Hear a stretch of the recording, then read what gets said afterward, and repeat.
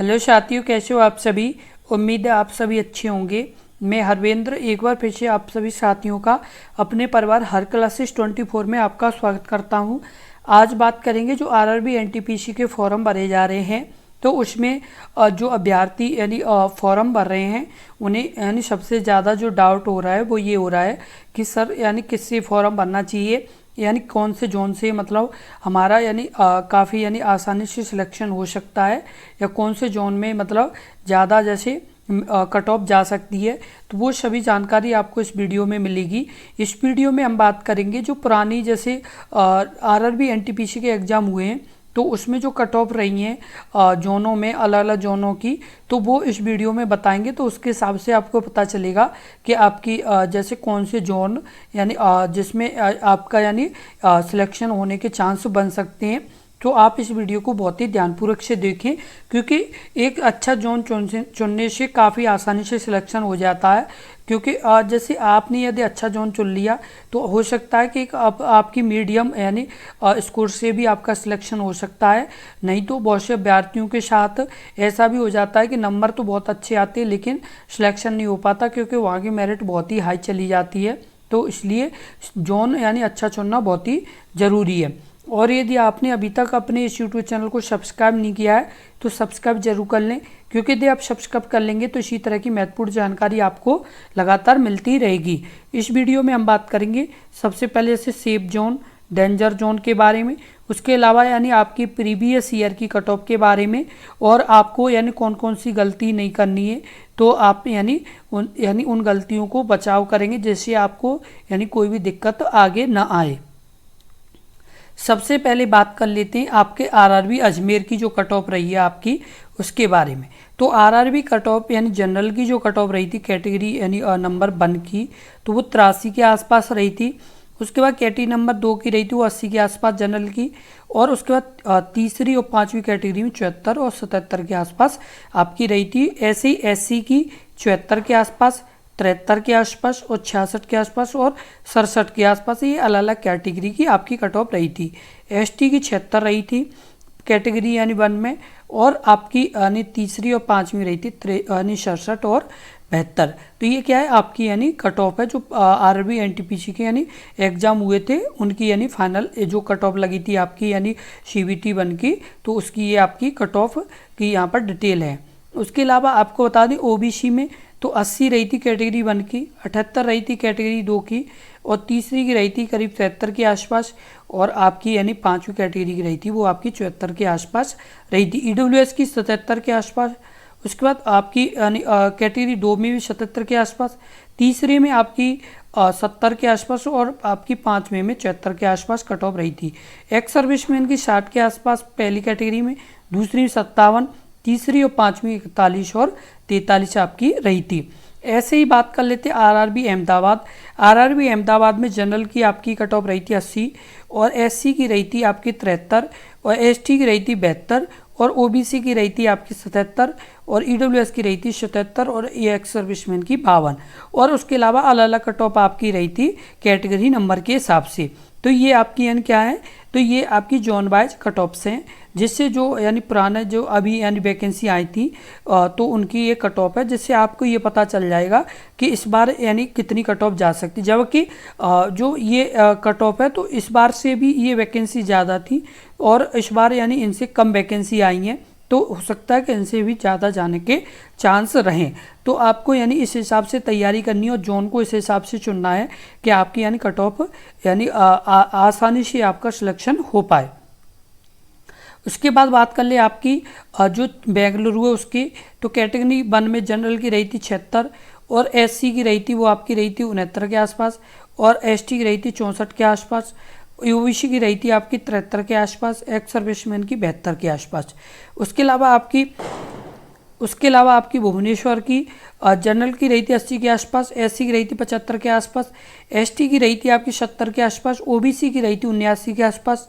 उसके बाद ईडब्ल्यूएस की रही थी 77 के आसपास, और एक्स सर्विसमैन की रही थी 57 के आसपास। तो ये क्या है आपकी यानी कट ऑफ है जो किसकी है, तो ये भुवनेश्वर की आपकी कट ऑफ है। क्योंकि आपको ये जानकारी होना बहुत ही ज़रूरी है, क्योंकि हम जैसे फॉर्म भरें तो हमें ये जानकारी होना ज़रूरी है कि किसकी कितनी कट ऑफ रही थी।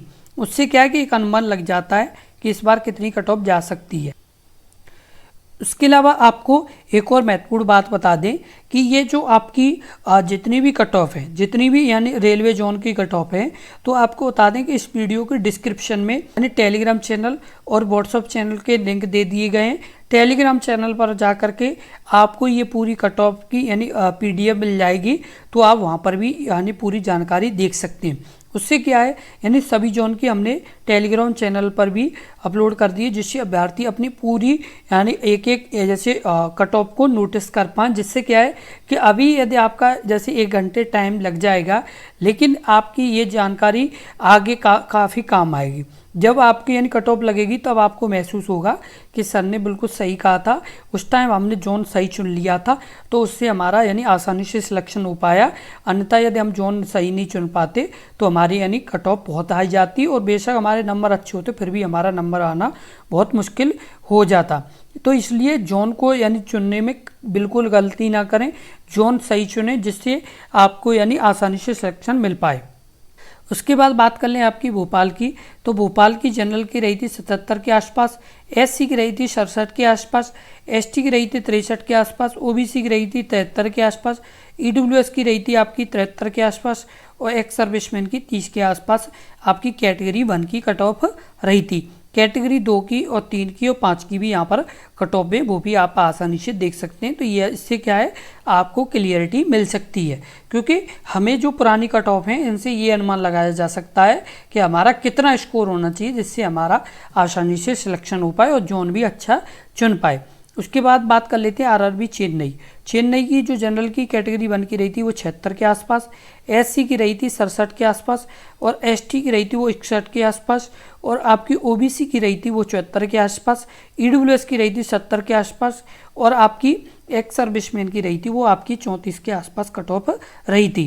तो ये क्या है कि आपकी यानी कट ऑफ है अलग अलग जोन की, क्योंकि प्रत्येक अभ्यर्थी को यदि zone wise cut off category wise cut off की जानकारी हो जाएगी तो वो अपना स्कोर अच्छा कर पाएंगे और एक जोन अच्छा चुन पाएंगे, क्योंकि जोन चुनने का बहुत बड़ा महत्व होता है।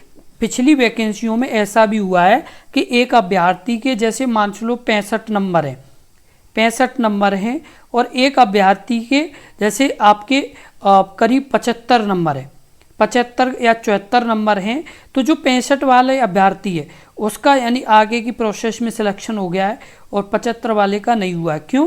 कारण क्या हुआ था कि उन्होंने जोन सही नहीं चुन पाया। सबसे बड़ी जो गलती करते हैं अभ्यर्थी वो ये करते हैं जोन सही नहीं चुन पाते। अभी जैसे आपके मान लो यदि नंबर जैसे आपके बन रहे हैं 74 और किसी अभ्यर्थी के बन रहा है 70 और पता चल रहा है कि 70 वाले का यानी आगे की प्रोसेस में सिलेक्शन हो गया और आपके 74 थे, आपका सिलेक्शन ही नहीं हो पाया जबकि आपके यानी ज़्यादा नंबर है। क्यों? कारण क्या है? आपने जोन सही नहीं चुना। जोन का बहुत बड़ा महत्व होता है। 5 नंबर से लेकर के 10-10 नंबर तक जोन का फर्क पड़ जाता है, इस चीज़ का आप ध्यान रखें। आप यहाँ पर भी देख पा रहे होंगे अलग अलग जोन की अलग अलग कट ऑफ गई है। कार्ड यानी किसी जोन में किस एवरेज अभ्यर्थी, किसी में किसी तरह के अभ्यर्थी हैं, किसी में यानी फॉर्म कम पड़े, किसी में ज़्यादा फॉर्म पड़े, तो वो बहुत से कार्ड होने के कारण कट ऑफ में काफ़ी अंतर हो जाता है। इसलिए जोन चुनने में बिल्कुल गलती ना करें, जोन को अच्छे जोन को चुनें जिससे आपका यानी आसानी से सिलेक्शन हो पाए। अब जैसे बात कर लेते हैं आपकी यानी हाई कट ऑफ वाले जोन, मॉडरेट कट ऑफ वाले जोन और लो कट ऑफ वाले जोन। तो जो आपके हाई कट ऑफ वाले जोन है वो चंडीगढ़, कोलकाता और तिरुवनंतपुरम, अजमेर और गोरखपुर, ये जो आपको हम डिटेल बता रहे हैं, ये जो पुरानी RRB NTPC की वैकेंसी आई हैं, जो पिछली यानी कई बार यानी जो वैकेंसी आपकी आई हैं, जो अभी यानी एग्ज़ाम हुए उनकी और उनसे भी जो पहले वैकेंसी का एग्ज़ाम हुआ था उनकी से लेकर के यहाँ पर हम आपको बताने की कोशिश कर रहे हैं जिससे आप अपना एक अच्छा जोन चुन पाएँ। उसके बाद मॉडरेट में आपके सिकंदराबाद, प्रयागराज, चेन्नई और बेंगलोर, ये आपके मॉडरेट में जिसमें आपकी एक एवरेज यानी कट ऑफ रहेगी जो यानी अच्छी भी रहेगी और मतलब काफ़ी यानी ये है कि जो आपके हाई कट ऑफ हैं उनसे यानी उनके आसपास ही इनकी भी कट ऑफ आपकी रहेगी। उसके अलावा जैसे लो कट ऑफ वाले तो भोपाल, भुवनेश्वर और बिलासपुर, इनकी जो पिछली यानी कट ऑफ रहेंगे वो यानी लो कट ऑफ रहेंगे। जो आपको मॉडरेट और हाई कट ऑफ वाले यानी हमने जोन बताएं उनसे यानी आपकी जो लो कट ऑफ वाले ये जोन है 3, इनकी यानी पिछली सालों में जो एग्ज़ाम हुए जिनके रिजल्ट आए उनमें मतलब लो कट ऑफ रही है इन जोनों की अपेक्षा। तो ये आपके लिए क्या है, महत्वपूर्ण जानकारी है, क्योंकि जो आपके यानी पिछले एग्जाम हुए आरआरबी एनटीपीसी के उनके एनालिसिस के बाद यानी इसमें ये निष्कर्ष निकला है कि इन जोनों की ज़्यादा पिछले एग्जाम में कट ऑफ रही है और इन जोनों की यानी मीडियम रही है और इन जोनों की बहुत ज़्यादा रही है। लेकिन एक चीज़ का बहुत यानी अच्छे से ध्यान रखें कि इस बार जो आपका यानी सिलेक्शन होगा, इस बार जो आपका कंपटीशन है वो बहुत ही अच्छे लेवल का कंपटीशन है, क्योंकि इस बार जो आपकी वैकेंसी है वो काफ़ी कम मात्रा में, इस बार जो वैकेंसी वो आपकी 5800 के आसपास वैकेंसी है, क्योंकि 5800 वैकेंसी है जो पिछली बार की अपेक्षा बहुत ही कम वैकेंसी है। जो आपकी पिछली जो वैकेंसी आई थी उनसे यानी काफ़ी कम वैकेंसी है, तो इसलिए आपको इस बार मेहनत और ज़्यादा करनी पड़ेगी पिछली बार की अपेक्षा। जो अभ्यर्थियों के सिलेक्शन जैसे 72 और 73 पर हो गए थे, इस बार होना बहुत ही मुश्किल हो जाएगा। आपका एवरेज स्कोर 75 प्लस के होने के चांस होने चाहिए, तभी आपका सिलेक्शन हो पाएगा। यहाँ तक उम्मीद है यदि आपके 75 प्लस यदि स्कोर बनेगा और यदि वो भी मॉडरेट लेवल का यदि आपका पेपर हुआ, यदि लो लेवल का हुआ तो और बढ़ सकती है, या फिर बहुत ही ज़्यादा हार्ड हुआ तो 75 के आसपास हो सकता है। लेकिन आपके पेपर पर भी निर्भर करेगा आपके पेपर किस लेवल के आए हैं, और लेकिन आपको टारगेट यही रखना है कि प्लस यानी 75 प्लस आपका नंबर होना चाहिए। जो आपके 80 प्लस भी हो जाए तो और यानी एक खुशी की बात है। तो आपको ये कोशिश करनी कि जितना ज़्यादा बन जाए, लेकिन 75 प्लस तो होना ही चाहिए, तभी चांस बन सकते हैं, अन्यथा एक तरह से नामुमकिन चांस हैं। वो भी यानी आपके जब बन सकते हैं जब आप मतलब आपका पेपर एक मॉडरेट लेवल का हो, जो एक अच्छी लेवल का हो तब। और यदि आपका लो लेवल का आ गया, यदि आपका हल्का पेपर आ गया, तो फिर आपका 80 प्लस पर ही सिलेक्शन हो पाएगा। इस चीज़ का आप ध्यान रखें, क्योंकि कंपटीशन बहुत हाई है, क्योंकि ये ऑल इंडिया लेवल की वैकेंसी है। जो ये रेलवे की वैकेंसी है ये ऑल इंडिया लेवल की वैकेंसी है, इसमें यानी कंपटीशन बहुत हाई होता है, क्योंकि ये आपका 100 नंबर का पेपर होगा, CVT 1 100 नंबर का आपका पेपर होगा। और यदि आपके 75 प्लस नंबर बनेंगे, यदि आपके जैसे मान चलो आपके 79 या 80 या 85 इस तरह के यदि नंबर बनेंगे तो कुछ चांस आपके बन सकते हैं। यदि आपके जैसे 70, 68 इस तरह के नंबर बनेंगे तो फिर ये मानो एक तरह से बहुत ही मुश्किल चांस है। इसलिए कोशिश यही करें कि ज़्यादा से ज़्यादा मेहनत करें। और आपको एक और महत्वपूर्ण बात बता दें कि आपके अपने इस यूट्यूब चैनल पर लगातार आपके एग्ज़ाम की तैयारी कराई जा रही है। हमने पिछले भी आरआरबी एनटीपीसी के एग्ज़ाम हुए उसकी लगातार यानी तैयारी कराई, और अभी जो ये नई वैकेंसी आई इनकी भी तैयारी लगातार कराई जा रही है। जो हमने पिछले यानी आरआरबी एनटीपीसी के एग्ज़ाम की तैयारी कराई थी तो उसमें काफ़ी क्वेश्चन यानी जो हमने कराए थे उसी तरह के पूछे गए थे। तो इस बार भी आपका यानी इसी जो हम यानी सही और सटीक जानकारी से पढ़ाएंगे उसी तरह के आपसे प्रश्न पूछे जाने की संभावना रहेगी। इसीलिए यदि आप अभी तक अपने इस यूट्यूब चैनल से नहीं जुड़े तो जुड़ें और अपनी तैयारी करें, क्योंकि यदि आप जुड़ेंगे तभी आपकी तैयारी अच्छी हो पाएगी, अन्यथा बहुत ही मुश्किल है, क्योंकि आज के टाइम में कॉम्पिटिशन बहुत ज़्यादा है। इसलिए आप मेहनत करें और दिन रात मेहनत करें। और यदि आपने अपने यूट्यूब चैनल को सब्सक्राइब नहीं किया तो सब्सक्राइब कर लें। जैसे ही कोई भी आरआरबी एनटीपीसी की कोई भी अपडेट होगी, और साथ के साथ आपके अपने इस यूट्यूब चैनल पर आपके एग्ज़ाम की तैयारी भी कराई जा रही है, तो आप जुड़ें और अपनी तैयारी शुरू करें। और इस वीडियो को ज़्यादा से ज़्यादा शेयर करें जिससे और भी अभ्यर्थियों तक ये महत्वपूर्ण जानकारी पहुंच सके, क्योंकि ज़्यादातर अभ्यर्थी क्या करते हैं, गलत सलत जोन चुन लेते हैं, तो फिर आगे उन्हें दिक्कत आती है। पता चलता है कि उनके नंबर 80 बन रहे हैं, लेकिन उनकी मेरिट चलेगी 85, कार्ड उन्होंने गलत जोन चुन लिया, और एक उनके साथी का पता चल रहा है कि उनके 75 बन रहा है और एक उनके साथी का 70 नंबर पर ही सिलेक्शन हो गया। तो ऐसा भी हो जाता है। कार्ड क्या है, जोन गलत चुनना। जोन यदि आपने सही चुन लिया तो समझ लो आपका सिलेक्शन कम नंबर पर भी होने के चांस बन सकते हैं। इसलिए जोन को सही से चुनने की कोशिश करें और अपने इस यूट्यूब चैनल से लगातार ऐसे ही प्यार बनाए रखें।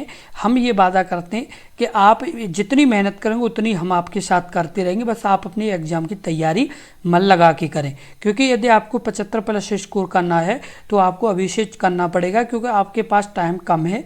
क्योंकि ये आपकी जहाँ तक उम्मीद है ये आपका एग्ज़ाम 3 से 4 महीने के अंदर कराने के चांस हैं। जहाँ तक उम्मीद है यदि ये 3 से 4 महीने में हुआ तो 75+ स्कोर करना बहुत ही मुश्किल हो जाएगा। इसलिए आप अभी जुड़ें और अपनी तैयारी शुरू करें। धन्यवाद।